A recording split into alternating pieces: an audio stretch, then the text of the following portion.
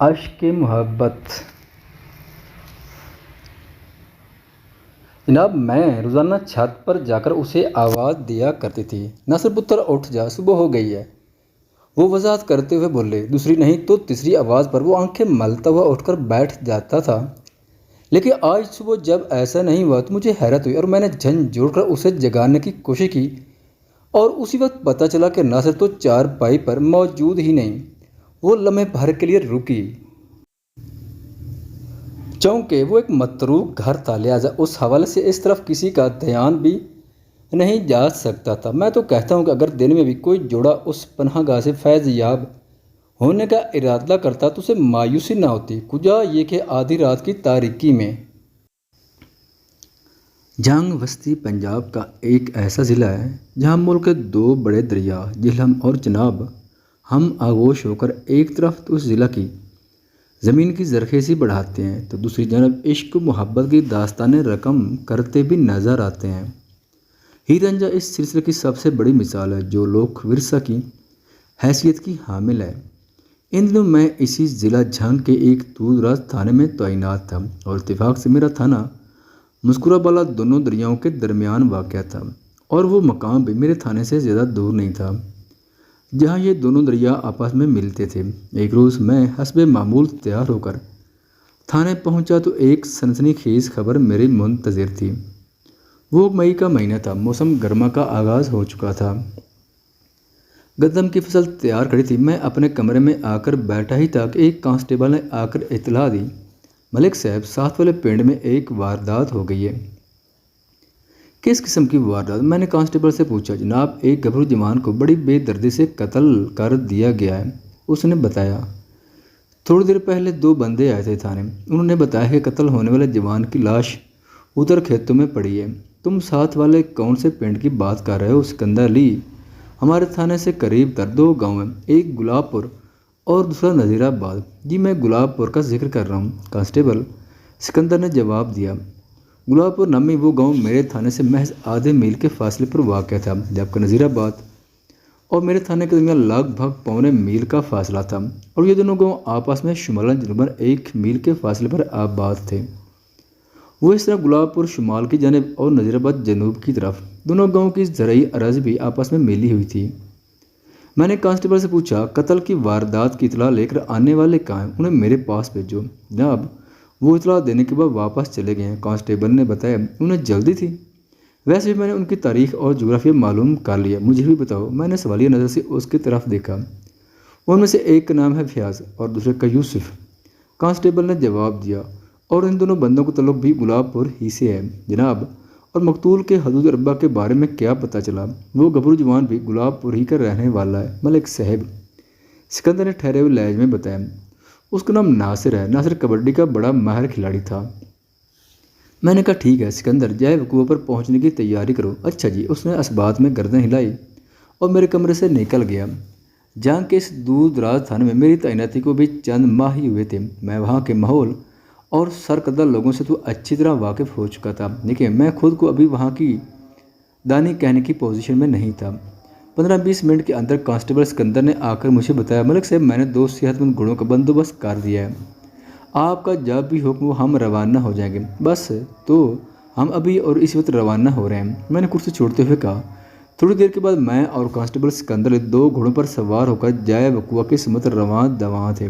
جیسا کہ میں نے آپ کو بتایا، موضوع گلاب پور میرے تھانے سے صرف نصف میل کی دوری پر واقع تھا، لیکن یہ مختصر فاصلہ کسی سڑک پر سفر کرتے ہوئے طے نہیں کیا جا سکتا تھا، کیونکہ گلاب پور اور میرے تھانے کے بیچ کچی پکی سڑک نام کی کوئی شے نہیں تھی۔ ہمارے گھوڑے کھیتوں کے بیچوں بیچ ایک آڑھی ٹیڑھی پگ ڈنڈی پر چلتے ہوئے موضوع گلاب پور پہنچ گئے۔ گاؤں کے اندر پہنچ کر معلوم ہوا کہ ناصر کی لاش کھیتوں میں پڑی ہے۔ چند لوگوں کی نگرانی بلکہ رہنمائی میں ہم جائے وقوع تک رسائی حاصل کرنے میں کامیاب ہو گئے۔ وہ مقام کھیتوں کے بیچ گاؤں سے نصف فرلانگ کے فاصلے پر واقع تھا۔ وہ ایک ادھورا کمرہ تھا جس کی اب چھت دکھائی دے رہی تھی اور نہ ہی دیواریں سلامت تھیں۔ دروازے والی جگہ پر بھی چوکھٹ یا کواڑ دکھائی نہیں دیتے تھے۔ ہاں بڑے وثوق کے ساتھ یہ کہا جا سکتا تھا کہ گزرے وقت میں وہاں کسی کمرے کی عمارت ہوا کرتی تھی۔ ناصر نامی جوان کی لاش اسی آدھے ادھورے کمرے کے سامنے پڑی تھی۔ جائے وقوع پر 2 درجن سے زائد افراد کا جم گھٹا لگا ہوا تھا۔ میں نے سب کو پیچھے ہٹایا اور اکڑوں میں بیٹھ کر لاش کا معائنہ کرنے لگا۔ بلا شبہ وہ ایک سجیلا گبھرو جوان تھا۔ میں نے اس کی عمر کا اندازہ 22 سے 25 کے درمیان قائم کیا، جو بعد ازاں صحیح ثابت ہوا۔ وہ ایک مضبوط نمایاں قد کاٹ اور پہلوانی بدن کا مالک جوان تھا۔ رنگدمی اور سر کے بال گھنگریالے۔ قدرت نے اسے کثرتی بدن کی خوبصورتی کے علاوہ مردانہ وجہ سے بھی دل کھول کر نوازا تھا، لیکن اس وقت وہ زندگی سے خالی گوشت پوش کے ایک ڈھیر سے زیادہ اہمیت نہیں رکھتا تھا۔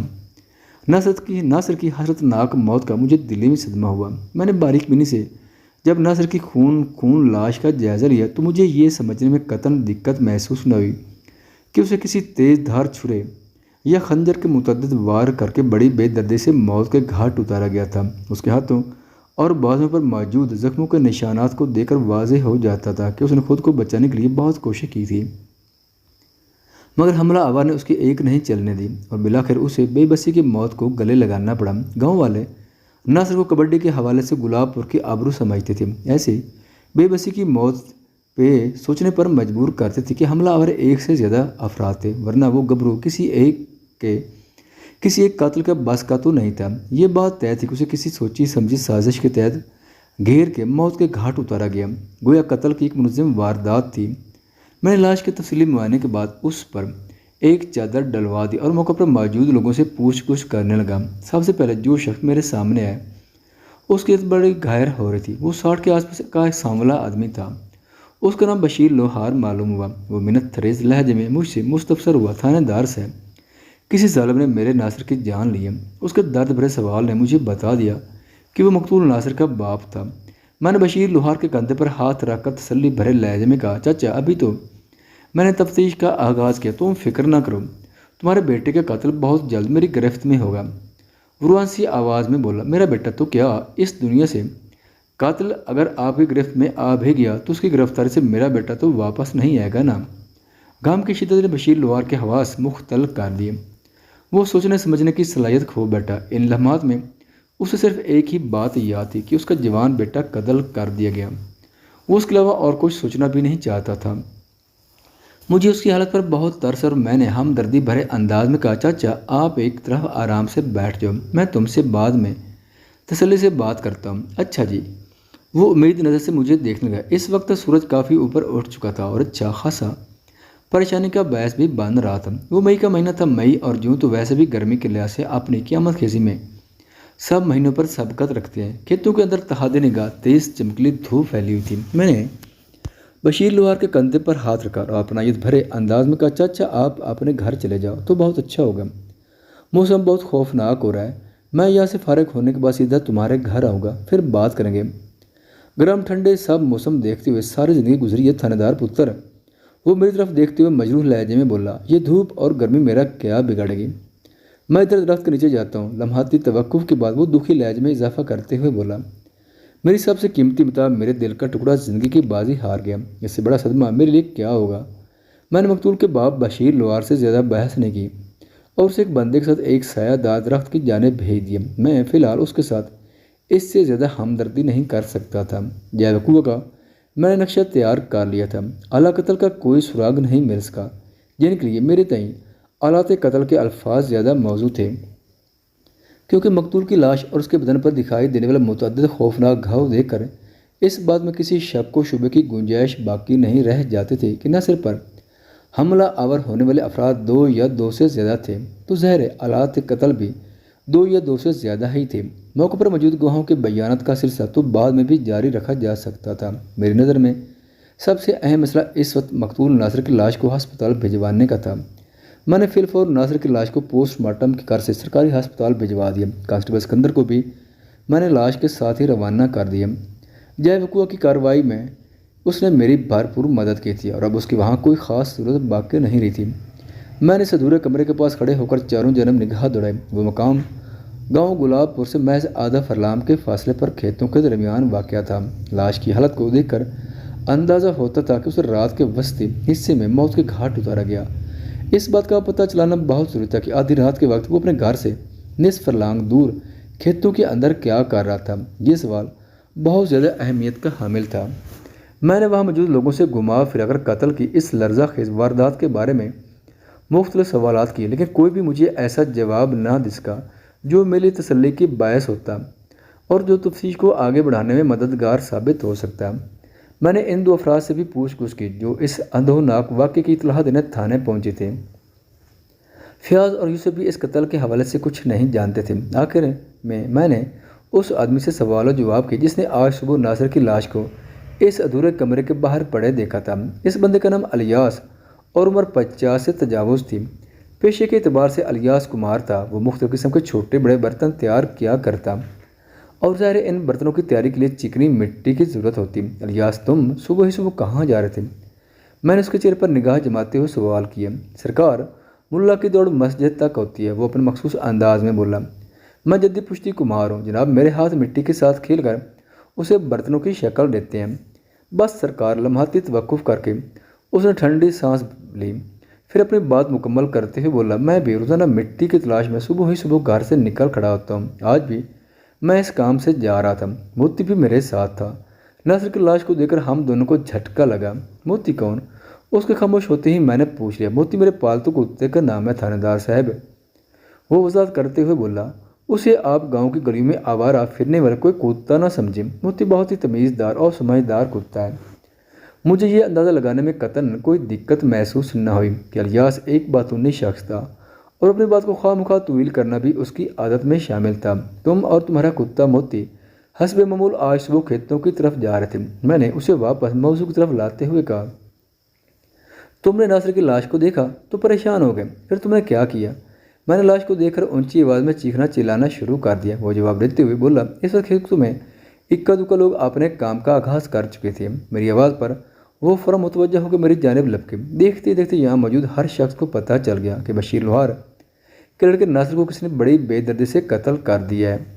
وہ اپنی طویل بات ختم کر کے خاموش ہوئے تو میں نے گہری سنجیدگی سے پوچھا، کیا تم روزانہ صبح اپنے موتی کے ساتھ اسی راستے سے گزرتے ہو؟ میرا مطلب ہے اس ادھورے کمرے پاس سے تمہارا گزر ہوتا ہے؟ نہیں جناب، اس نے نفی میں گردن ہلائی۔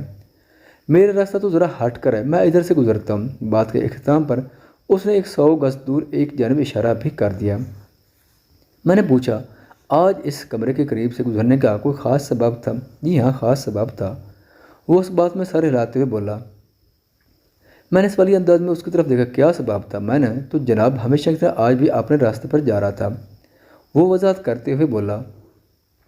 اچانک موتی نے پہلے ہلکے کر کے گرنا اور پھر بھونکنا شروع کر دیا۔ موتی کی اس حرکت پر میں چونک اٹھا، کیونکہ میرا تجربہ یہ ہے کہ موتی جب بھی اس قسم کا رد عمل ظاہر کرتا ہے کوئی نہ کوئی مصیبت ضرور نازل ہوتی ہے، اور آج بھی بالکل ویسا ہی ہوا۔ وہ لمحے بھر کے لیے رکا تھا، پھر اپنی بات کو آگے بڑھاتے ہوئے بولا۔ میں نے موتی کی حرکت پر توجہ دی تو یہ اپنے راستے سے ہٹ کر اس کمرے کی جانب بڑھنے لگا۔ میں بھی اس کے پیچھے چل پڑا اور یہاں پہنچ گیا۔ اس کے بعد کی بات میں آپ کو بتا ہی چکا ہوں۔ الیاس کی وضاحت انتہائی قابل یقین اور سمجھ میں آنے والی بات تھی۔ جانور خصوصاً کتا بہت سے ایسے معاملات کا ادراک کر لیتا ہے جو انسان کے بس کی بات نہیں، خاص طور پر اس کے سونگنے کی حس ناقابل یقین تک تیز ہوتی ہے۔ تم نے یہاں پہنچ کر ناصر کی لاش کو دیکھا اور چلا کر لوگوں کو اپنی جانب متوجہ کرنے کی کوشش کی۔ میں نے ٹھہرے ہوئے لہجے میں استفسار کیا، کیا اس وقت تم نے آس پاس کسی مشکوک بندے کو بھی دیکھا؟ کیا سا مشکوک بندہ؟ الٹا اس نے مجھ سے سوال کر ڈالا، کوئی بھی ایسا بندہ یا بندے جن پر ناصر کے قاتل ہونے کا شک کیا جا سکے؟ میں نے اپنی بات کی وضاحت کرتے ہوئے کہا، نہیں جناب، وہ نفی میں گردن جھٹکتے ہوئے بولا، ایسا کوئی بندہ مجھے تو یہاں نظر نہیں آیا۔ میں نے مزید 2-4 سوال کے بعد الیاس کمار کو فارغ کر دیا اور مقتول ناصر کے باپ بشیر لوہار کے ساتھ گاؤں کی جانب چل پڑا۔ بشیر لوہار کا گھر گلاب پور کے وسط میں واقع تھا۔ وہ ایک مختصر سا خاندان تھا، میاں بیوی اور 2 بچے، جن میں سے ایک اپنے خالق حقیقی سے جا ملا۔ ناصر سے چھٹی اس کی بہن رخسانہ تھی، جس کی عمر لگ بھگ 16 سال رہی ہوگی۔ بشیر لوہار نے اپنے گھر کے بیرونی کمرے میں بھٹی لگا رکھی تھی جہاں وہ دن بھر لوہے سے کھیلتا رہتا، بس یہی اس کی زندگی تھی اور وہ اپنی زندگی سے بہت مطمئن تھا۔ تاہم ناصر کی المناک موت نے گویا اس کی کمر توڑ کر رکھ دی۔ بشیر مجھے اپنے گھر کے اندرونی حصے میں لے گیا اور برآمدے میں بٹھایا۔ وہ خود بھی میرے سامنے ہی بیٹھ گیا۔ میں نے نہایت ہی سنجیدگی سے کہا، بشیر چاچا، تمہارے بیٹے کے ساتھ جو بھی افسوسناک واقعہ پیش آیا اس کا مجھے بہت دکھ ہے اور میں تمہارے غم میں برابر کا شریک ہوں۔ میری اولین کوشش یہی ہوگی کہ میں اس واقعے کے ذمہ دار کو جلد از جلد قانون کی گرفت میں لا کر سخت ترین سزا دلواؤں، لیکن اس کے لیے مجھے تمہارے بھرپور تعاون کی ضرورت پیش آئے گی۔ بشیر کی بیوی زبیدہ بی بی میرے سامنے آ کر بیٹھ گئی۔ میں نے جو بات بشیر سے کی تھی وہی اس نے بھی سن لی۔ بشیر کے جواب سے پہلے وہ بول اٹھی، تھانے جی بتائیں ہم آپ کی کیا مدد کر سکتے ہیں؟ اس نے غمزدہ لہجے میں کہا، ہماری تو دنیا ہی اندھیر ہو کر رہ گئی۔ میں سمجھ سکتا ہوں کہ یہ کتنا بڑا واقعہ ہے۔ اگر میں ہاتھ پر ہاتھ رکھ کے بیٹھا رہا تو پھر بھی یہ گتھی حل نہیں ہو سکے گی۔ بشیر کی بنسبت اس کی بیوی میں زیادہ دم خم نظر آتا تھا۔ میری بات کے جواب میں اس نے کہا، میں بھی یہی چاہتی ہوں۔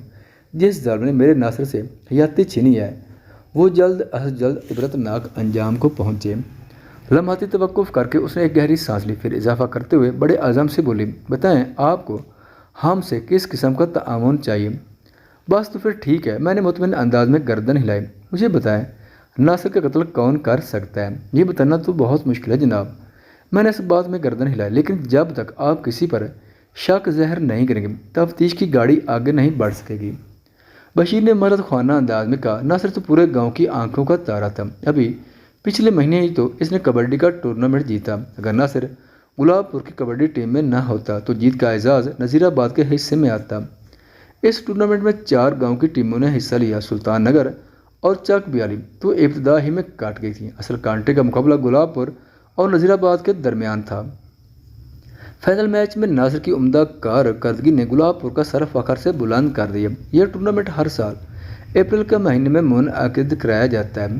بشیر لوہار نے کبڈی ٹورنامنٹ کے حوالے سے بات ختم کی تو میں نے سوال کیا، چاچا تمہارے بیٹے کی کبڈی کی میں نے بھی بڑی تعریف سنی ہے۔ میں تمہاری بات سے اتفاق کرتا ہوں کہ ناصر اپنے گاؤں کی آبرو تھا، لیکن میں نے بات ادھوری چھوڑ کر ایک گہری سانس لی، پھر اضافہ کرتے ہوئے کہا کہ چاچا تم نے بھی ایک زندگی گزاری ہے۔ یہ بات تو تمہارے تجربے میں بھی آئی ہوگی کہ جہاں کسی انسان کے 10 دوست ہوتے ہیں وہاں اس کا ایک آدھ دشمن بھی ضرور ہوتا ہے۔ آپ بالکل ٹھیک کریں تھانے دار۔ وہ تائیدی انداز میں گردن ہلاتے ہوئے بولا، میں آپ کی بات سے انکار نہیں کر سکتا، مجھے اس 10ویں آدمی کی تلاش ہے۔ میں نے ایک لفظ پر زور دیتے ہوئے کہا، جس ظالمانہ انداز میں ناصر کو موت کے گھاٹ اتارا گیا وہ کسی بدترین دشمن ہی کا کام ہو سکتا ہے، اور ایسے شفاق شخص تک مجھے صرف آپ لوگ ہی پہنچا سکتے ہو۔ بشیر لوہار نے اس ضروری انداز میں اپنے پیشانی کو مسئلہ پھر الجھن زدہ انداز میں بولا، سمجھ میں بالکل نہیں آ رہا کہ ایسا بندہ کون ہو سکتا ہے۔ میں نے بشیر کی بیوی زبیدہ کی طرف دیکھتے ہوئے پوچھا، تم یاد کرنے کی کوشش کرو، گلاب پور میں کون تمہارے بیٹے کو سخت ناپسند کرتا تھا؟ کبھی کسی کے ساتھ اس کا جھگڑا ہوا؟ نہیں جناب۔ وہ نفی میں گردن ہلاتے ہوئے بولی، ناصر تو بہت ہی سلجھا ہوا اور امن پسند انسان تھا۔ گاؤں میں کبھی اس کا کسی کے ساتھ لڑائی جھگڑا نہیں ہوا، اور گاؤں سے باہر میں نے ایک کے بعد دیگرے دونوں کی طرف دیکھا، باہر بھی کسی سے اس کی دشمنی نہیں تھی۔ بشیر لوہار نے جواب دیا، وہ سارا دن میرے ساتھ کام میں مصروف رہتا تھا، صبح شام ورزش وغیرہ کے لیے اکھاڑے میں چلا جاتا۔ یہ کھڑا کس طرف واقع ہے؟ میں نے کسی فوری خیال کے تحت پوچھ لیا۔ ٹیوب ویل کے قریب ہی جی، اس نے جواب دیا، کھیتوں میں۔ ٹیوب ویل کے نام پر میں چونکا، کیونکہ کیا تم اس ٹیوب ویل کی بات کر رہے ہو جو پہلے اس جگہ ہوا کرتا تھا جہاں سے ناصر کی لاش ملی؟ جی ہاں، یہ ٹیوب ویل کسی زمانے میں اسی کمرے میں لگا ہوا تھا، اس نے تائیدی لہجے میں بتایا، لیکن یہ کافی عرصہ پہلے کی بات ہے۔ بشیر چاچا، میری تجربہ کار نگاہ بتاتی ہے کہ تمہارے بیٹے کو پچھلی رات کے درمیانی حصے میں قتل کیا گیا۔ میں نے اس کی آنکھوں میں دیکھتے ہوئے گہری سنجیدگی سے کہا کہ تم نے بتایا ہے کہ ناصر صبح شام اکھاڑے میں کسرت وغیرہ کے لیے جایا کرتا تھا، پھر وہ آدھی رات کو گھر سے باہر کیا کر رہا تھا، اور وہ بھی اکھاڑے سے 100-200 گز دور؟ یہ بات تو ہماری سمجھ میں بھی نہیں آ رہی تھانے دار صاحب۔ زبیدہ بی بی نے تفکر امیز نظر سے مجھے دیکھا، ناصر پچھلی رات ادھر کیا کرنے گیا تھا؟ بشیر لوہار بولا، کل شام سے پہلے وہ ورزش کرنے اکھاڑے میں بھی گیا تھا، پھر ہم چاروں نے ایک ساتھ بیٹھ کر کھانا کھایا اور تھوڑی دیر کے بعد سونے کے لیے لیٹ گئے۔ آپ لوگ رات میں سوتے کہاں ہیں؟ میں نے ادھر ادھر نگاہ دوڑاتے ہوئے سوال کیا۔ موسم ایسا ہے کہ کمروں کے اندر گھس کر سونا ممکن نہیں رہا۔ آپ بالکل ٹھیک کہہ رہے ہیں جناب، آج کل دن رات میں بھی خاصی گرمی ہو رہی ہے۔ بشیر نے جواب دیا کہ میں، زبیدہ اور ہماری بیٹی رخسانہ گھر کے صحن میں 4 پائیاں بچھا کر سوتے ہیں، اور ناصر وہ رات کو کہاں سوتا تھا؟ وہ چھت پر سوتا تھا جی، زبیدہ نے جواب دیا۔ بشیر نے کہا، صرف سردیوں کے 2-3 مہینے وہ اپنے 4 پائی نیچے لاتا، ورنہ اس کی ہمیشہ سے یہ عادت تھی کہ وہ رات کو چھت پر ہی سویا کرتا تھا۔ میں وہ جگہ دیکھنا چاہتا ہوں جہاں ناصر رات کو سوتا تھا، آپ آئیں میرے ساتھ۔ تھوڑی دیر بعد ہم دونوں چھت پر تھے، جہاں پر ایک 4 پائی بچھی ہوئی تھی، 4 پائی پر ایک تکیہ اور چادر بھی موجود تھی، اور ان دونوں چیزوں کی موجودگی بتاتی تھی کہ وہاں رات کوئی سویا تھا۔ میں نے چاروں جانب نگاہ دوڑا کر جائزہ لیا، شہر گاؤں میں کثیر و منزلہ مکانات تعمیر نہیں کیے جاتے چودھری یا گاؤں کے کسی بڑے کے گھر کے علاوہ تمام مکان کچے اور ایک منزلہ ہی ہوتے ہیں۔ میں 55-60 سال پہلے کی بات کر رہا ہوں جب 99% مکانات مٹی سے بنائے جاتے تھے۔ آج کل تو گاؤں دیہات کی شکل بھی بدل کر رہ گئی ہے۔ پنجاب کے 70% مکان اینٹوں سے تعمیر کیے جاتے ہیں۔ سوار میں موٹر سائیکل عام دیکھنے میں آتی ہے اور موبائل فون کا استعمال بھی کافی بڑھ گیا ہے۔ گلاب پور ایک روایتی گاؤں تھا، بیشتر مکانوں کی چھتیں ایک دوسرے کے ساتھ ملی ہوئی تھیں۔ میں نے گرد و پیش کا اچھی طرح جائزہ لیا اور ایک مرتبہ پھر ہم نیچے برآمدے میں آ کر بیٹھ گئے۔ میں نے ایک مرتبہ پھر سوال و جواب کا سلسلہ شروع کر دیا۔ آپ لوگوں کو کب پتہ چلا کہ ناصر گھر میں موجود نہیں؟ آج صبح ہی پتہ چلا جی، بشیر لوہار نے بتایا۔ ناصر کو جب اٹھنے میں کافی پریشانی ہوتی ہے، اس کی آنکھ آسانی سے نہیں کھلتی۔ اس نے زبیدہ کی ڈیوٹی لگا رکھی ہے، وہ ہر صبح اسے جگا دیا کرے۔ زبیدہ فجر کی اذان کے ساتھ ہی جاگ جاتی۔ آج صبح جب یہ ناصر کو اٹھانے کے لیے چھت پر پہنچی تو وہ وہاں موجود نہیں تھا۔ موجود نہیں تھا کیا مطلب؟ میں نے اس طرح بھی انداز میں پوچھا۔ اسی وقت زبیدہ لسی والا جگ اور گلاس لے کر ہمارے پاس پہنچ گئی۔ بشیر نے اپنی بیوی کی طرف اشارہ کرتے ہوئے کہا کہ آپ اس سے پوچھیں کہ آج صبح چھت پر اس نے کیا نظارہ دیکھا تھا۔ نظارہ؟ میں نے سوالیہ نظر سے باری باری ان دونوں کو چہرے دیکھے۔ بشیر لوہار کی دونوں باتوں نے مجھے بری طرح چونکا دیا تھا۔ میرے اندر سے ایک آواز اٹھی کہ اس کیس کا کوئی سرا میرے ہاتھ آنے والا ہے۔ زبیدہ میرے لیے گلاس میں لسی انڈیل چکی تو میں نے اس سے پوچھا، زبیدہ بیبی، بشیر چچا کیا کہہ رہے؟ آج صبح جب تم ناصر کو اٹھانے چھت پر پہنچی تو تم نے کون سا نظارہ دیکھا تھا؟ وہ ایک طرف بیٹھ گئی، پھر ٹھنڈی سانس خارج کرتے ہوئے بولی، میں تو جی روزانہ ہی صبح اسے جگانے جایا کرتی تھی، لیکن آج جو کچھ میں نے دیکھا وہ پہلے کبھی نہیں دیکھا تھا۔ وہی تو میں جاننا چاہتا ہوں۔ میں نے سرسرتی ہوئی آواز میں کہا، جناب میں روزانہ چھت پر جا کر اسے آواز دیا کرتی۔ ناصر پتر اٹھ جا، صبح ہو گئی ہے، وہ وضاحت کرتے ہوئے بولی۔ دوسری نہیں تو تیسری بات پر وہ آنکھیں ملتا ہوا اٹھ کر بیٹھ جاتا۔ لیکن آج صبح جب ایسا نہیں ہوا تو مجھے حیرت ہوئی اور میں نے جھنجھوڑ جوڑ کر اسے جگانے کی کوشش کی تو اسے اور اسی پہ پتہ چلا کہ ناصر تو چارپائی پر موجود ہی نہیں۔ وہ لمحہ بھر کے لیے رکی، ایک بوجھل سانس خارج کی، پھر بات مکمل کرتے ہوئے بولی، چارپائی پر چادر کے نیچے تکیہ اس طرح رکھا ہوا تھا کہ دور سے دیکھنے پر یہی نظر آئے۔ چارپائی پر چادر کے نیچے تکیہ اس طرح رکھا ہوا تھا کہ دور سے دیکھنے پر یہی نظر آئے کہ وہاں کوئی سویا ہوا ہے۔ میں نے متفنن انداز میں کہا، اس کا مطلب ہے پچھلی رات ناصر اپنی مرضی سے گھر سے نکلا تھا اور وہ نہیں چاہتا تھا کہ آپ لوگوں میں سے کسی کو اس کی غیر حاضری کا احساس ہو۔ جی یہی بات سمجھ میں آ رہی ہے، بشیر نے کمزور آواز میں کہا۔ اس کا مطلب ہے، میں نے سوچ میں ڈوبے لہجے میں کہا، وہ اس سے پہلے بھی یہ حرکت کرتا رہا ہوگا۔ جناب اگر پہلے ناصر نے ایسا کیا ہوتا تو زبیدہ کی نظر میں آ جاتا۔ بشیر نے کہا، نہیں، میں نے بڑی شدت سے نفی میں گردن ہلائی۔ اس سے پہلے وہ اس لیے زبیدہ کی پکڑ میں نہیں آیا کہ صبح سے پہلے وہ واپس آ جایا کرتا۔ ان لمحوں میں میرا ذہن نہایت ہی تیز رفتاری سے کام کر رہا تھا۔ صرف ایک نکتے نے یہ کیس کھول کر میرے سامنے رکھ دیا۔ مجھے اس معاملے میں سے عشق معشوقی کی بو آ رہی تھی۔ یہ اب کیا کہہ رہے ہیں تھانے جی؟ زبیدہ نے الجھن زدہ نظر سے میری طرف دیکھا۔ ایسی کوئی بات ہمارے علم میں تو نہیں، میں بالکل سچ کہہ رہا ہوں۔ میں نے باری باری ان دونوں کی آنکھوں میں جھانکا۔ آپ لوگوں کا بیٹا رات کی تاریکی میں کسی سے ملنے گھر سے باہر جایا کرتا تھا۔ زیادہ امکان اس بات کا ہے کہ وہ کوئی لڑکی ہو۔ بتائیں، ناصر کا گاؤں کی کسی لڑکی کے ساتھ چکر چل رہا تھا؟ چکر؟ دونوں بے چینی سے ایک دوسرے کی طرف دیکھا۔ پھر بشیر نے مجھ سے کہا کہ تھانے جی، ناصر اس قسم کا لڑکا نہیں تھا۔ وہ تو گلاب پور کی لڑکیوں اور عورتوں کو اپنی مائیں بہنیں سمجھتا تھا۔ وہ کبھی کسی کی طرف آنکھ اٹھا کر نہیں دیکھتا تھا۔ میں مان ہی نہیں سکتا کہ اس کا کسی لڑکی سے کوئی محبت کا معاملہ نہ چل رہا ہو۔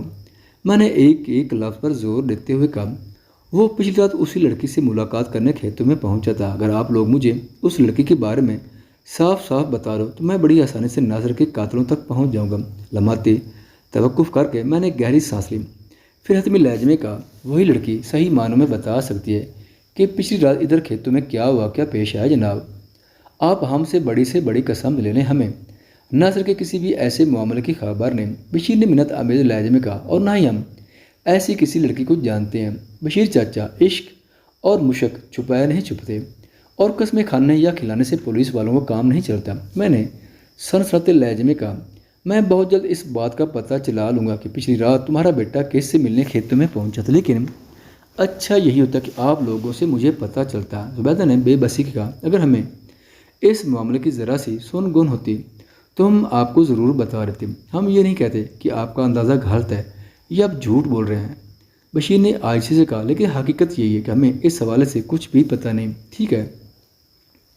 میں نے ٹھہرے ہوئے انداز میں کہا، میں آپ لوگوں کی بات کا یقین کر لیتا ہوں۔ اکثر ماں باپ کو اپنی اولاد کی سرگرمیوں کی خبر نہیں ہوتی اور وہ انہیں معصوم اور بے خطا سمجھتے رہتے ہیں۔ پھر جب ان کا کوئی کارنامہ سامنے آتا ہے تو دانتوں میں انگلیاں دبا کر رہ جاتے ہیں۔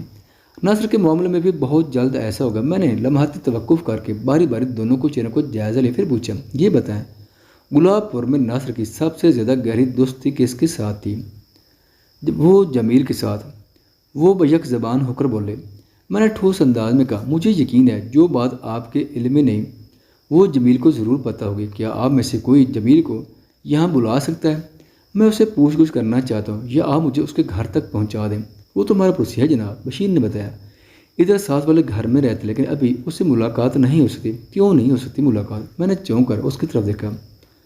وہ 2 دن سے ٹوبہ ٹیک سنگھ گیا ہوا ہے، اس نے جواب دیا۔ میں نے کل جمیل کے بارے میں ناصر سے پوچھا تھا اور اس نے بتایا تھا جمیل پرسوں واپس آئے گا، یعنی کل، ٹھیک ہے؟ میں نے ٹھہرے ہوئے لہجے میں کہا، جمیل تو کل واپس آئے گا، لیکن میں پھر بھی اس کے گھر والوں سے پوچھ کر اپنی تسلی کرنا چاہتا ہوں۔ جمیل کے باپ کی پرچون کی دکان ہے اور وہ اس وقت دکان پر ہی ہوگا۔ بشیر نے کہا، آپ میرے ساتھ ہیں، میں آپ کو کفیل سے ملوا دیتا ہوں۔ میں اٹھ کر کھڑا ہو گیا اور پوچھا، کیا کفیل کی دکان یہاں سے دور ہے؟ نہیں جی، اس نے گھر کے اندر ہی بیٹھک میں دکان کھولی ہوئی ہے، اس نے جواب دیا۔ ایک دروازے سے نکلے گئے تو ساتھ ہی آپ کو کفیل کی دکان نظر آئے گی۔ ہم دونوں اس کے گھر سے باہر نکلے۔ بشیر لوہا نے بالکل ٹھیک کہا۔ جیسے میں نے اس کے دروازے سے قدم باہر نکلا، کفیل کی پرچون والی دکان میری آنکھوں کے سامنے آ گئی۔ آتے وقت میں نے اس دکان کی طرف دھیان نہیں دیا تھا۔ کفیل کی عمر 40 سے چڑھتی ہوئی تھی۔ وہ ایک دبلا اور دراز قامت شخص تھا۔ اس نے ہلکی ہلکی مونچھیں رکھی ہوئی تھیں اور سر پر سفید ٹوپی بھی لگا رکھی تھی۔ میں نے لگ بھگ 15 منٹ تک اس کے ساتھ گفتگو کی۔ وہ مجھے دیکھ کر اپنے کام کو سمیٹ بیٹھا اور پوری توجہ مجھ پر مبذول کر دی۔ اسے ناصر کی موت کا دلی صدمہ تھا، اس لیے نہیں کہ مقتول ناصر اس کے بیٹے کا گہرا دوست، بلکہ اس لیے کہ وہ ناصر اس کی کبڈی کو بے حد پسند کرتا۔ وہ خود بھی جوانی میں یہ کھیل کھیل چکا تھا۔ اس نے پوری کوشش کی تھی کہ اس کا بیٹا جمیل بھی پہلوانی اور شاہ زوری کے کاموں میں حصہ، لیکن جمیل نے اسے سخت مایوس کیا۔ جمیل کو کبھی اس قسم کا کوئی شوق رہا ہی نہیں تھا۔ کفیل سے ہونے والی گفتگو اس لحاظ سے بے نتیجہ رہی کہ وہ ناصر کے قتل کے حوالے سے مجھے معلومات فراہم نہیں کر سکا تھا۔ وہ بھی مقتول کے کسی جانی دشمن کے بارے میں کچھ نہیں جانتا تھا۔ البتہ اس امر کی اس نے تصدیق کی تھی کہ جمیل کا ٹوبہ ٹیک سنگھ سے واپس آ جائے گا۔ کفیل، میں نے اس کی آنکھوں میں دیکھتے ہوئے گہری سنجیدگی سے کہا، جمیل جیسے ہی گلاب پور پہنچے تم اسے میرے پاس تھانے بھیج دینا۔ مجھے امید ہے وہ اس قتل پر کچھ روشنی ڈال سکے گا، یہ آپ فکر نہ کریں۔ وہ فرما بدر سے گردن ہلاتے ہوئے بولا، میں خود اسے لے کر آپ کے پاس آؤں گا۔ میں کفیل کی دکان سے باہر نکلا۔ میں نے واپسی کا ارادہ ظاہر کیا تو بشیر لوہار نے مجھ سے کہا، تھانے دار صاحب، ناصر کی لاش کب تک مجھے مل جائے گی؟ میں اس دکھی باپ کی دلی کیفیت کو بخوبی سمجھ سکتا تھا۔ میں نے ہمدردانہ انداز کا، بشیر چچا مجھے امید ہے کل شام تک ناصر کی لاش ہسپتال سے واپس آ جائے گی، لیکن تم اپنے ذہن میں پرسوں کا دن رکھو تو تمہیں انتظامات کے سلسلے میں پریشانی نہیں ہوگی۔ لمحاتی توقف کے بعد میں نے استفسار کیا، تم میری بات سمجھ رہے ہو نا؟ جی، اس نے اس بات میں گردن ہلا دی۔ میں نے اسے ضروری ہدایات دیں، اس کے دکھ درد میں اپنی مکمل شرکت اور شمولیت کا یقین دلایا اور دوبارہ آنے کا کہہ کر واپس آ گیا۔ میرا ذہن اور دل کسی بھی قیمت پر یہ تسلیم کرنے کو تیار نہیں تھا کہ مقتول ناصر کا کسی لڑکی کے ساتھ کوئی چکر نہ ہو۔ اس نے اپنی چارپائی پر چادر اور تکیے کی مدد سے جو کہانی بننے کی کوشش کی تھی وہ 100% اسی جانب اشارہ کرتی تھی کہ وہ اپنے گھر والوں کے علم میں لائے بغیر کہیں گیا تھا اور چاہتا تھا کہ گھر والوں کو اس کی اس حرکت کا پتہ بھی نہ چلے، اور اس بات کا بھی کبھی امکان تھا کہ وہ ایسی حرکت پہلے بھی کئی بار کر چکا ہوگا۔ میرا ذہن برق رفتاری سے کام کر رہا تھا۔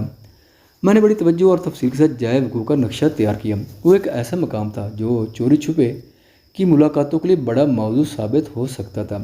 وہ ادھورا کمرہ اگرچہ چھت اور دروازے سے بے نیاز تھا، ہم اس کی بچی کھچی دیواریں 2 پریمیوں کی خفیہ ملاقات کے لیے بہترین آڑ فراہم کرتی تھیں۔ کیونکہ وہ ایک متروک کمرہ تھا، لہٰذا اس حوالے سے اس طرف کسی کا دھیان بھی نہیں جا سکتا تھا۔ میں تو کہتا ہوں اگر دن میں بھی کوئی جوڑا اس پناہ گاہ سے فیض یاب ہونے کا ارادہ کرتا تو اسے مایوسی نہ ہوتی۔ کجا کے آدھی رات کی تاریکی میں گھوم پھر کر میری سوچ کی سوئی لڑکی کے کردار پر آ کر اٹک جاتی۔ ایک ایسی لڑکی جو مقتول سے محبت کرتی تھی، ایک ایسی لڑکی جسے مقتول بے پناہ چاہتا تھا، اور وہ دونوں راتوں کی تاریکی میں چھپ چھپ کر ملتے تھے۔ میری سوچ کی اس سنسنی خیز کا دعویٰ تھا کہ وہ لڑکی بھی موضوع گلاب پور ہی سے تعلق رکھتی۔ میرے اس انداز میں سوچنے کا ایک خاص سبب تھا۔ جائے وقوع وہ ادھورا کمرہ گلاب پور گاؤں سے صرف نصف فرلانگ کے فاصلے پر کھیتوں کے بیچوں بیچ واقع تھا۔ کوئی بھی لڑکی گلاب پور کے ادھر سے 125 گز کا فاصلہ طے کر کے اس ادھورے کمرے تک بآسانی پہنچ سکتی تھی۔ بصورت دیگر جائے وقوع کے درمیان لگ بھگ 7.5 فرلانگ یعنی 1650 گز کا زمینی فاصلہ حل تھا۔ یہ ممکن نہیں تھا کہ کوئی لڑکی اتنا لمبا سفر کر کے مقتول سے ملنے اس مقام پر پہنچتی ہوگی۔ تو یہ بات طے تھی کہ نصر کی محبوبہ بھی گلاب پور کی رہنے والی تھی۔ ان تمام تر حالات و واقعات کی روشنی میں ایک اور بات بھی پہیا ثبوت کو پہنچ جاتی، اور وہ یہ کہ قاتل اس بات سے بخوبی آگاہ تھا کہ نصر اس رات وہاں ضرور آئے گا۔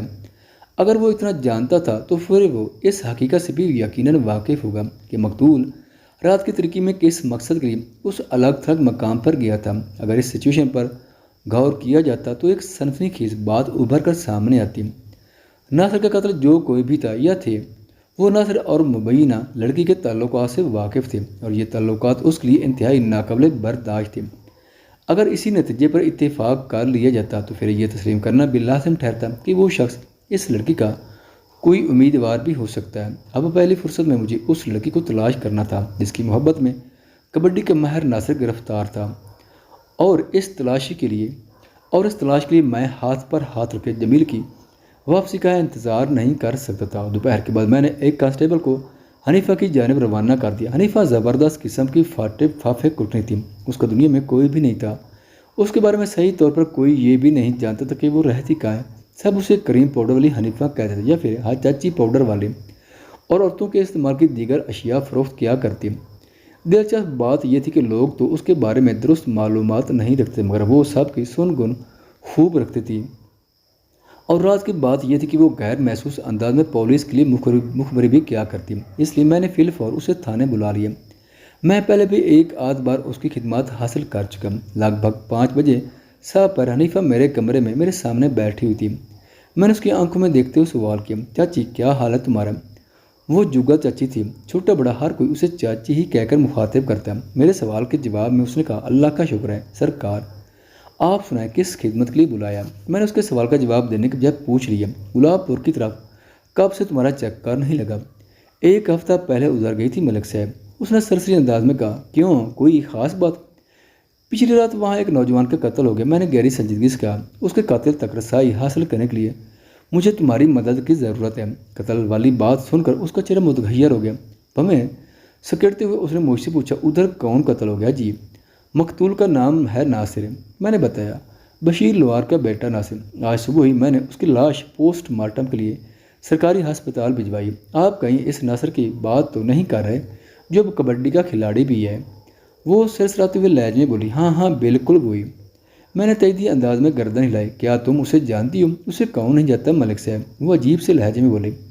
وہ تو گلاب پور والوں کا ہیرو تھا جناب، گاؤں کا بچہ سے محبت کرتا تھا۔ مجھے اس کی موت کا سن کر بہت دکھ ہوا ہے۔ کس بد ذات نے اس گبرو نوجوان کو قتل کیا؟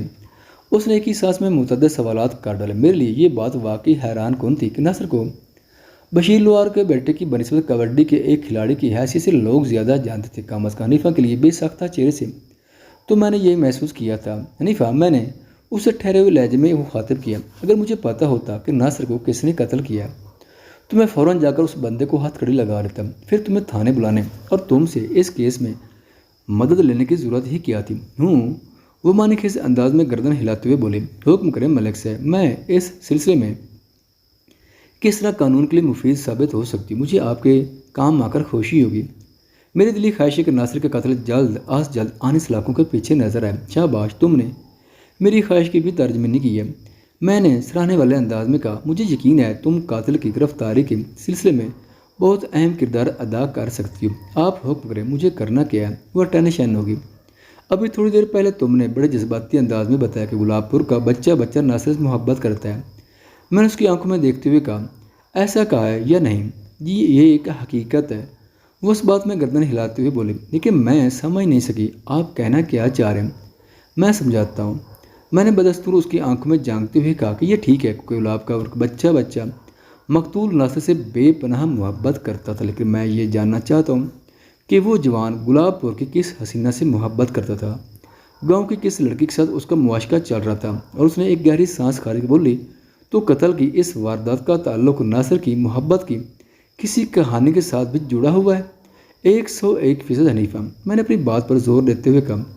وہ گمبھیر انداز میں مستفسر ہوئی، آپ کا مطلب ہے اسی لڑکی نے ناصر کا خون کیا؟ نہیں، میرا ہرگز یہ مطلب نہیں۔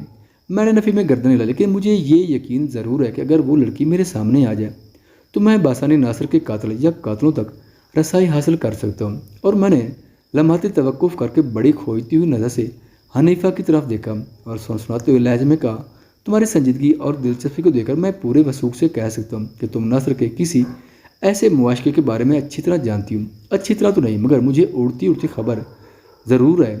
وہ ٹھوس لہجے میں بولی، آپ مجھے ایک دن کی مہلت دیں تو میں دودھ کا دودھ اور پانی کا پانی الگ کر کے آپ کے سامنے رکھ دوں گی۔ میں نے اس کی فرمائش پوری کرتے ہوئے کہا، تمہارے پاس کل شام تک کی مہلت ہے، لیکن تھانے سے نکلنے سے پہلے تمہیں ایک کام کرنا ہوگا۔ اس نے سوالیہ نظر سے مجھے دیکھا اور پوچھا، کون سا کام؟ دودھ کا دودھ اور پانی کا پانی تو کل شام تک الگ الگ ہو سکے گا، میں نے معنی خیز انداز میں کہا۔ اس وقت ہم دونوں باہم ملے ہوئے ہیں، یعنی مشکل لسی ہے نا؟ جی، اس نے پلکیں جھپکائیں، آپ بالکل ٹھیک کہہ رہے ہیں۔ بس تو پھر یہاں سے روانہ ہونے سے پہلے مجھے اس لسی کی ایک جھلک دکھا دو، میں نے ایک لفظ پر زور دیتے ہوئے کہا۔ تم نے تھوڑی دیر پہلے اس بات کا اقرار کیا ہے کہ تمہیں ناصر کے عشقیہ معاملات کی اڑتی اڑتی خبر ہے۔ جی، وہ اڑتی اڑتی خبر ہے، وہ انکشاف کرتے ہوئے بولے، ریشمہ ہے۔ ریشمہ، معنی خیز انداز میں کہا، یہ ریشمہ کون ہے؟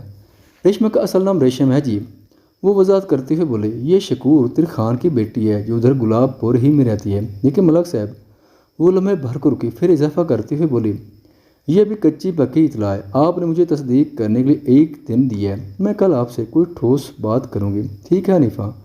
میں نے سوچ میں ڈوبے ہوئے لہجے میں کہا، ذرا ہاتھ پاؤں بچا کر کام کرنا، کسی کو احساس نہیں ہونا چاہیے کہ تم کس مشن پر ہو۔ تم میری بات سمجھ رہی ہو نا؟ چنگی طرح سمجھ رہی ہوں ملک صاحب، وہ میری آنکھوں میں دیکھتے ہوئے بولی، آپ بالکل بے فکر ہو جائیں۔ اور میں حنیفہ کی طرف سے بے فکر ہو گیا۔ اس سے میں پہلے ہی کئی مرتبہ مکر کے کام لے چکا تھا اور اس نے کبھی مایوس نہیں کیا تھا۔ اگلے روز گرمی کا زور مزید بڑھ گیا۔ گزشتہ روز کی بنسبت آج دھوپ میں کہیں زیادہ تپش پائی جاتی تھی۔ سورج نکلنے سے پہلے ہوا بند ہو گئی، لگتا تھا آج کا دن بہت قیامت خیز گزرے گا۔ اس سال گرمیاں کچھ زیادہ ہی شدت اختیار کر گئی تھی۔ میں نے دن کے کھانے سے فارغ ہونے کے بعد ظہر کی نماز ادا کی ہی تھی کہ مجھے اطلاع دی گئی، گلاب پور سے 2 افراد مجھ سے ملنے آئے۔ میں نے انہیں فوراً اپنے کمرے میں بلا لیا۔ ان میں ایک کفیل کریانہ فروش اور دوسرا اس کا بیٹا جمیل۔ رسم علیق سلیق کے بعد راز کمند کفیل نے کہا، تھانے دار صاحب، میں نے اپنا وعدہ پورا کر دیا۔ جمیل نے گھر میں قدم رکھا ہی تاکہ میں اسے لے کر آپ کے پاس آ گیا ہوں۔ شاباش، میں نے سراہنے والے انداز میں کہا، کفیل، اگر تمہاری طرح ہر شخص فرض شناس اور ذمہ داری کا مظاہرہ کرے تو ہمارا ملک جنت سے بھی زیادہ خوبصورت بن سکتا ہے۔ بس جی، میں تو اپنا فرض پورا کرنے کی کوشش کرتا ہوں، وہ سادگی سے بولا، آگے اللہ کی مرضی۔ میں نے تائیدی انداز میں گردن ہلائی اور کہا، کفیل، تمہیں تو تھوڑی دیر کے لیے باہر برآمدے میں بیٹھنا ہوگا، میں جمیل سے تنہائی میں چند باتیں کرنا چاہتا ہوں۔ جی ضرور، وہ اٹھ کر کھڑا ہو گیا، پھر میری طرف دیکھتے ہوئے بولا، تھانے دار صاحب، آپ جمیل سے دل کھول کر باتیں کریں اور مجھے اجازت دیں، ٹھیک ہے؟ تم اگر چاہو تو جا سکتی ہو۔ وہ بیٹی کی طرف دیکھتے ہوئے بولا، جمیل، یہاں سے فارغ ہونے کے بعد تم سیدھے گھر ہی آنا، ٹھیک ہے ابا جی؟ وہ فرما بدر سے بولا، آپ بے فکر ہو کر جائیں۔ کفیل تھانے سے رخصت ہوا تو میں جمیل کی جانب متوجہ ہوا۔ وہ ایک گورا چٹا اور پستہ قد جوان تھا، عمر 26 کے ارد گرد نظر آتی تھی۔ اس وقت وہ خاصا غمزدہ دکھائی دیتا تھا۔ میں نے براہ راست گفتگو کا آغاز کرتے ہوئے پوچھا، جمیل، تمہیں ناصر کو پیش آنے والے واقعے کا پتہ چل ہی گیا ہوگا؟ جی تھانے دار صاحب، اس نے اس بات میں گردن ہلائی، مجھے اس کی موت کا جتنا دکھ ہے میں بیان نہیں کر سکتا۔ تم بیان نہ بھی کرو، میں تمہارے غم کو محسوس کر سکتا ہوں، میں نے ہمدردی بھرے لہجے میں کہا۔ پھر پوچھا، تمہارے خیال میں ناصر کی موت کا ذمہ دار کون ہو سکتا ہے؟ جناب، فوری طور پر کچھ کہنا تو ممکن نہیں۔ وہ جوش بوش ہوتے ہوئے بولا، آپ کی تفتیش کیا کہتی ہے؟ میری تفتیش؟ میں نے اس کی آنکھوں میں دیکھتے ہوئے کہا، میری تفتیش تو تمہاری جانب اشارہ کرتی ہے۔ یہ بات کہتے ہوئے میرے ذہن میں جمیل کے لیے کوئی بھی منفی یا شک زدہ خیال نہیں تھا، لیکن وہ بدک کر مجھے تکنے لگا اور اس طرح لہجے میں بولا، جناب یہ آپ کیا کہہ رہے ہیں؟ میں بھلا اپنے دوست کی جان کیسے لے سکتا ہوں؟ مجھے یقین ہے کہ تم ناصر کی موت کے ذمہ دار نہیں ہو۔ میں نے تسلی امیز انداز میں کہا، کیوں کہا؟ تم تو پچھلے 3 دن سے گلاب پور میں تھے ہی نہیں۔ پھر اس کی الجھن میں حیرت کا بھی اضافہ ہو گیا۔ پھر آپ نے ایسا کیوں کہا کہ آپ کی تفتیش میری جانب اشارہ کرتی ہے؟ میں نے کچھ بھی غلط نہیں کیا جمیل، میں نے وضاحت کی، میری تفتیش تمہاری جانب اس حوالے سے اشارہ کرتی ہے کہ تم مجھے ناصر کے قاتل تک پہنچا سکتے ہو۔ لمحاتی توقف کر کے میں نے اس کی آنکھوں میں جھانکا اور سناتے ہوئے لہجے میں پوچھا، جمیل کیا تم نہیں چاہتے کہ ناصر کے قاتل جیل کی سنگلاخ دیواروں کے پیچھے باقی کی زندگی گزارے؟ میں اس سے بھی زیادہ چاہتا ہوں تھانے دار صاحب، وہ دونوں ہاتھوں کی مٹھیاں بھیجتے ہوئے بولا، مجھے تو وہ بندہ پھانسی کے پھندے پر لٹکا ہوا نظر آنا چاہیے۔ میں آپ کو بتا نہیں سکتا اس وقت میرے دل کی کیا حالت ہے۔ وہ پھانسی کے پھندے تک ضرور جائے گا جمیل، میں نے مضبوط لہجے میں کہا، لیکن اس کے لیے مجھے تمہارے بھرپور تعاون کی ضرورت ہے۔ میں تمہاری مدد ہی سے قاتل تک رسائی حاصل کر سکتا ہوں۔ آپ حکم کریں جناب۔ وہ بڑے جوش سے بولا، ناصر کے قاتل کو عبرتناک سزا دلوانے کے لیے میری جان بھی حاضر ہے جمیل۔ میری تفتیش تو یہ کہتی ہے کہ ناصر کوئی پہلی مرتبہ چادر تکیے سے ڈرامہ رچا کر جائے قوت تک نہیں پہنچا تھا۔ وہ اس سے پہلے بھی کئی بار یہ کھیل کھیل چکا تھا۔ تم اس کے گہرے اور رازدار دوست ہو، یہ بات تمہیں پتہ ہونا چاہیے کہ وہ رات کی تاریکی میں کس مقصد سے وہاں جایا کرتا تھا۔ اس کی آنکھوں اور چہرے پر تذبذب کے آثار پیدا ہوئے۔ مجھے یوں محسوس جیسے وہ مجھے کچھ بتانے کی کوشش کر لو، لیکن اندر سے کوئی قوت اسے ایسا کرنے سے روک رہی ہو۔ میں نے وارننگ دینے والے انداز میں کہا، دیکھو جمیل، میں تو حقیقت تک پہنچ ہی گیا ہوں، لیکن میں دیکھنا چاہتا ہوں تم مجھ سے کس حد تک سچ بولتے ہو۔ اس سے یہ بھی پتہ چل جائے گا کہ تم اپنے مقتول دوست سے کتنے مخلص ہو۔ جناب آپ کس نتیجے پر پہنچے؟ وہ بے چینی سے بولا، وہ رات کی تاریکی میں کسی سے خفیہ ملاقات کرنے وہاں جایا کرتا تھا۔ میں نے اپنی سوچ سے جمیل کو آگاہ کرتے ہوئے کہا، کسی لڑکی سے؟ آپ کا اندازہ درست ہے۔ اس نے ایک بوجھل سانس کھا رکھی، ریشما سے نا؟ میں نے ٹولتی ہوئی نظر سے اس کی طرف دیکھا۔ جی۔ اس نے اس بات میں گردن ہلا دی۔ یہ سلسلہ کب سے چل رہا تھا؟ کوئی 3 ماہ سے، اس نے جواب دیا۔ وہ دونوں ایک دوسرے کو پسند کرتے تھے۔ پہلے یہ پسندیدگی آنکھوں تک محدود تھی، پھر بات چیت کا سلسلہ بھی چال نکلا اور پچھلے 2-3 ماہ سے وہ رات کی تاریکی میں چھپ چھپ کر مل بھی رہے تھے، گویا ابھی ان کی ملاقاتوں کا معاملہ تازہ تھا۔ میں نے سوچ میں ڈوبے ہوئے لہجے میں کہا، پھر پوچھا، اس عشق یا داستان سے اور کون کون واقف تھا؟ ناصر نے اپنی محبت کا راز صرف مجھے ہی بتایا تھا، وہ بڑے وثوق سے بولا، ریشما اور ناصر کے درمیان میں ہی رابطے کا ذریعہ تھا۔ تم ان کا رابطہ کس طرح کرایا کرتے تھے؟ ریشما ہماری دکان پر سودا لینے آیا کرتی ہے، وہ وضاحت کرتے ہوئے بولا، اسے اچھی طرح پتہ ہے میں کب دکان پر بیٹھتا ہوں، وہ اسی وقت سودا لینے آتی تھی جب میں دکان پر موجود ہوں۔ میں دونوں کو پیغامات ادھر سے ادھر کر دیا کرتا تھا۔ میں نے متاسفانہ انداز میں کہا، تو گویا تم ان دونوں کے بیچ ایک ڈاکیے کا